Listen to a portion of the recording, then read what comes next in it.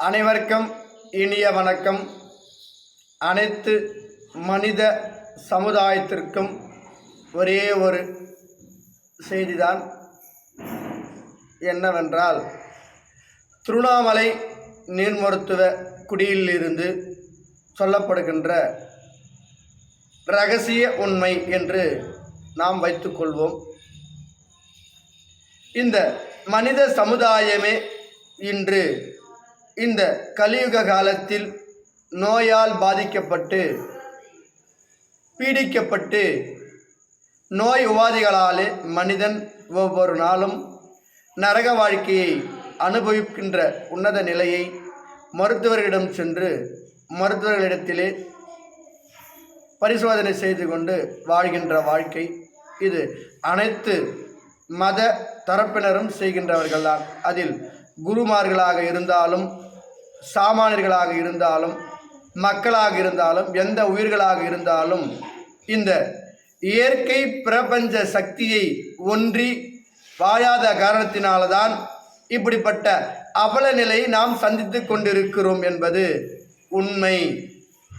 அந்த உண்மையை தெரிந்து கொள்ள வேண்டுமானால் இந்த உணவில்லாமல் வாழும் யோகமுறை கலை உண்ணாக்கலை புத்தகத்தை அனைவரும் வாங்கி படிக்க வேண்டும். புத்தகம் வேண்டுபவர்கள் அனைவரும் 9626034050 என்ற நம்பரிலே அழைத்து மகிழ்ந்தால் உங்களுக்கு புத்தகங்கள் வீடு தேடி அனுப்பி வைக்கப்படும் என்பதை அடியேன் தெரிவிக்க கடமையாற்றுகின்றேன். அதற்கு தேவையான உரிய தொகையை நீங்கள் ஜிபேவின் மூலம் அனுப்பி வைத்தால் அனுப்பி வைக்கப்படும் என்ற கருத்தையும் தெரிவிக்க கடமையாற்றுகின்றேன். எதற்கு நான் சொல்லுகின்றேன் என்றால், ஒரு மனிதன் உண்மையில் தன்னுடைய நோயை எப்படிப்பட்ட கொடிய நோயாக இருந்தாலும் அவருடைய சுயமுயற்சியின் காரணமாக, பகுத்தறிவின் காரணமாக, பரிணாம வளர்ச்சியின் காரணமாக, மனத்திட்பத்தின் காரணமாக அவர் உடலை அவர்களே செய்து கொள்ள, அவர் உடலை அவர்களே சுத்தம் செய்து அவர்களை நோயை விரட்ட முடியும். அப்படி விரட்டக்கூடிய மாபெரும் ஆற்றல் சக்தி இந்த பிரபஞ்சம் இந்த மனித இனத்திற்கு மட்டும்தான் கொடுத்திருக்கிறது. ஓரறிவு, ஈரறிவு, மூன்றறிவு, நான்கறிவு, ஐந்தறிவு, ஆறறிவு, ஏழறிவு, அதற்கு மேலாதாக எட்டாவது அறிவு, எட்டாம் அறிவு என்று சொல்லப்படக்கூடிய அளவிற்கு இன்று விஞ்ஞானம் வளர்ந்து கொண்டிருக்கிறது. அதில் மெய்ஞானமும் அதிக அளவில் வளர்ச்சியை கண்டு கொண்டுதான் இருக்கிறது. இதை அனைவரும் உணர வேண்டும். உணர்ந்தால் வாழ்க்கை சிறப்பாக இருக்கும். ஒரு மனிதன் உள் தூய்மை, அகத்தூய்மை அவன் ஒழுங்காக செய்து கொண்டானால் போதும். ஒரு மனிதன் காலையில் எழுந்து பல்லை விலக்கி வாயை கொப்பளித்து சுத்தம் செய்வது போல அவன் உடலை சுத்தி செய்து கொள்ள வேண்டும். பெருங்குடலை சுத்தம் செய்ய வேண்டும். அதை மறந்து விடுகிறார்கள். அது பெருங்குடல் இயற்கையாக உணவை உண்ணுகின்றார் வைத்துக்கொள்வோம். இயற்கையாக உணவை உண்டு இயற்கையாக கழிவு வெளியேறுகிறது என்று வைத்துக்கொள்ளும்.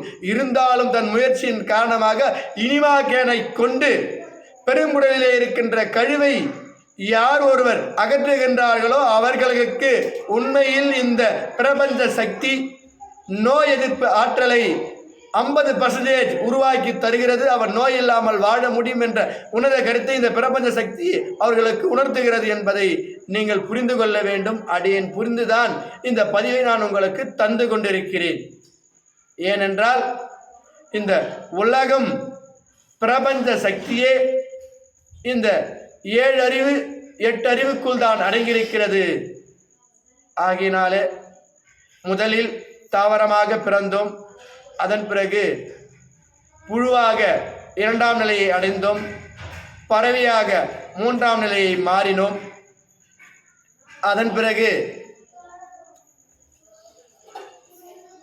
விலங்காக 4ஆம் நிலையை, பறவையாக 4ஆம் நிலையை அடைந்தோம். விலங்காக 5ஆம் நிலையை அடைந்தோம்.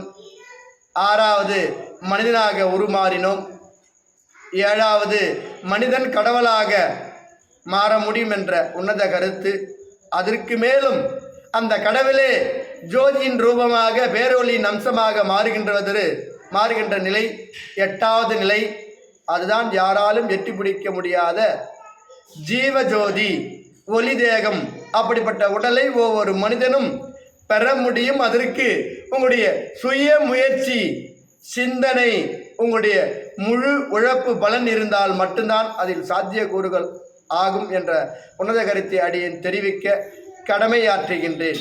அனைவரும் நலம் பலத்தோடு வாழ வேண்டுமானால் இந்த உண்ணாக்கலை ஒவ்வொரு மனிதனுக்கும், மனித சமுதாயத்தில் வாழ்கின்ற மனித உயிர்களுக்கும் தேவை என்பதை அனைவரும் புரிந்து கொள்ளக்கூடிய உன்னத கருத்தை அடியேன் இந்நேரத்திலே தெரிவிக்க கடமையாற்ற செயல்படுகின்றேன் என்று கூறி அடியேன் விடை பெற்றுக் கொள்கின்றேன். நன்றி, வணக்கம்.